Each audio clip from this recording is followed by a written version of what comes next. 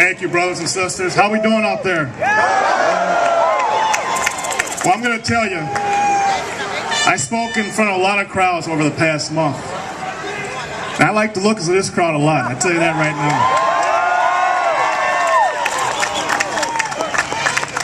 I am humbled, honored, and privileged to be able to sit here with you, to be able to sit with my brothers and sisters from Los Angeles County, and be able to stand with you in solidarity. One thing I like to do, though, before I start speaking, is I like to start off with a chant. And there's a chant that has been in Wisconsin now for the past month and a half, and you will hear it every day at the Capitol. Not that one. That's a good one, though. I'm going to ask you a question. I'm going to ask you to show me what democracy looks like, and you're going to scream back to me as loud as you can, this is what democracy looks like, okay? Everybody got it? Let's do a trial run. Show me what democracy looks like. This is what democracy looks like. Show me what democracy looks like. This is what democracy looks like. Show me what democracy looks like. This is what democracy looks like. Yes.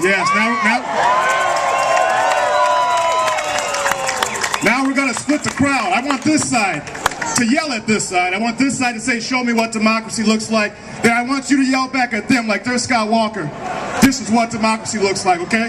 One, now we're going to split right in the middle, so split among yourselves, obviously. Left side, 1, 2, 3, go. Show me what democracy looks like. This is what democracy looks like. Show me what democracy looks like. This is what democracy looks like. Yeah.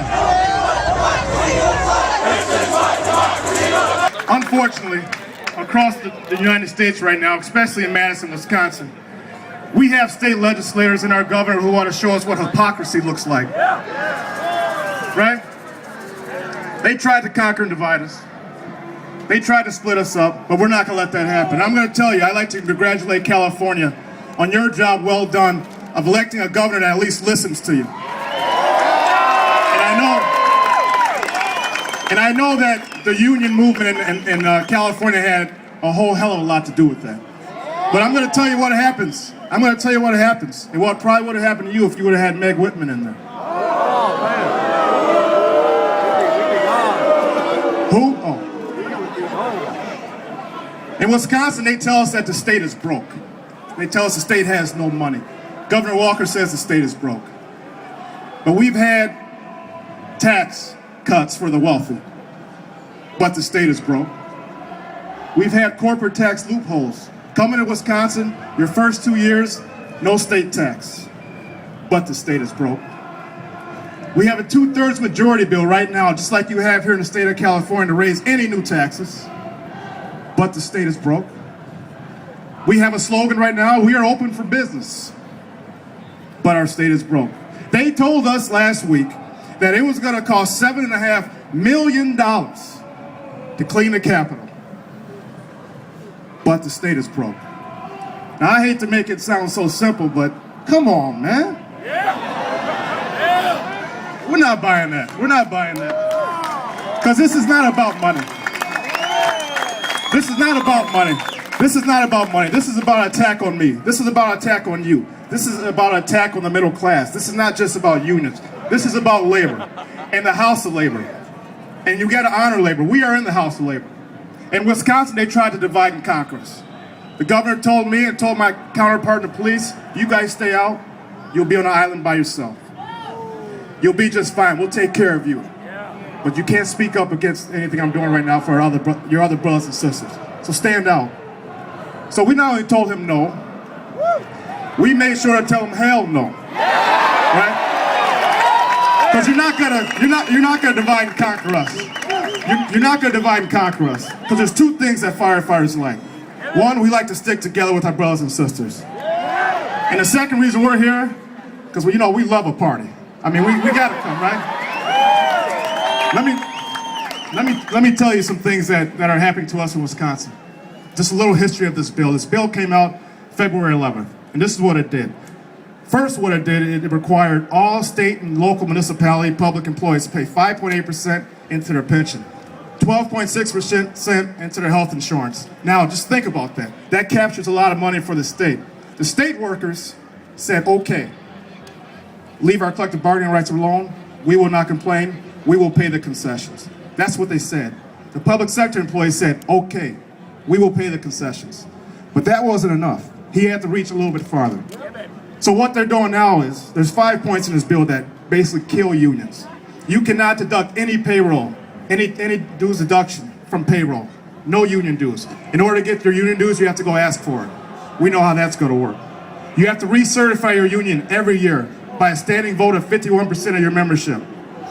51% of your membership. That's more than it takes for them to get elected into the positions they're in. You can only bargain for base wages. Base wages only, and you can only have 1-year contracts. If you do have a union that is certified, you can only have a 1-year contract and you can only bargain over base wages. That's unbelievable. We could not stand for that. So this is an emergency. This is an emergency that we have in Wisconsin and across the United States. And that's what firefighters and police officers do. We respond to emergencies. So I'm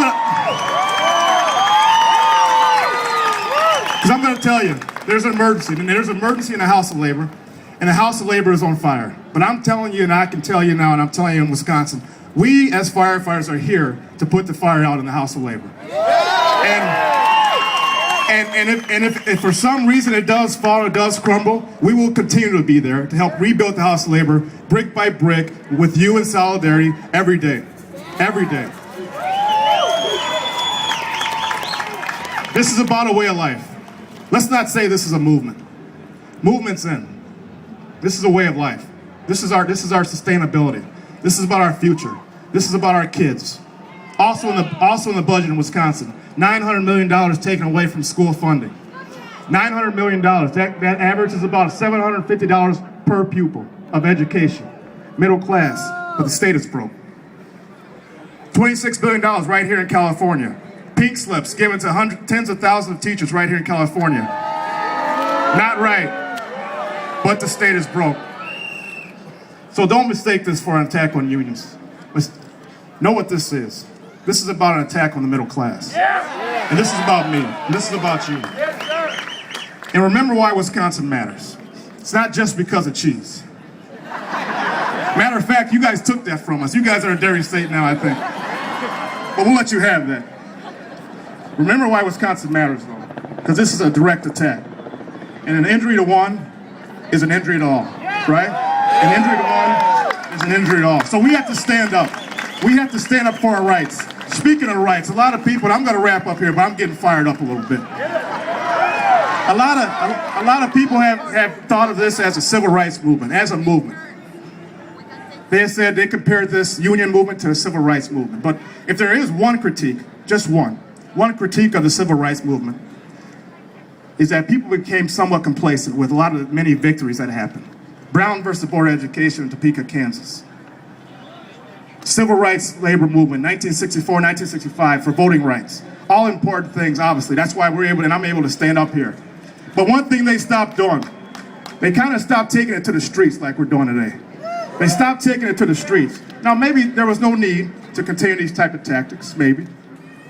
Maybe the battle shifted from the streets to the courthouse, which it has to. That's where we went. Or maybe we lost our sense of urgency, and we lost our sense of outrage. But we cannot do that here. Because brothers and sisters, I'm telling you, we need to reclaim our moral outrage and our righteous indignation every day and remember what's going on here and what is at stake. Because we are in a battle of our lifetime. We are in a battle. We're in a battle of a lifetime, and we need staying power. We need staying power because progress and reform take time. Frederick Douglass rightly observed that power concedes nothing without demand. It never has, and it never will. So we got to remember, we have to make sure our resolve is stronger. We have to make sure our passion runs deeper. We have to make sure our pain lasts longer because we're in a fight of our lifetimes. Because this is something bigger than the state of Wisconsin, you guys. This is something bigger than me. This is something bigger than you. This is about attack on the middle class. This is about attack on our way of life. And we cannot sit back idly, let this happen, because this is important. And remember Wisconsin. And this is about history. This is about justice. And I guarantee you that when this is all over, we will be on the right side of history. And we win. We will be on the right side of justice. Solidarity, brothers.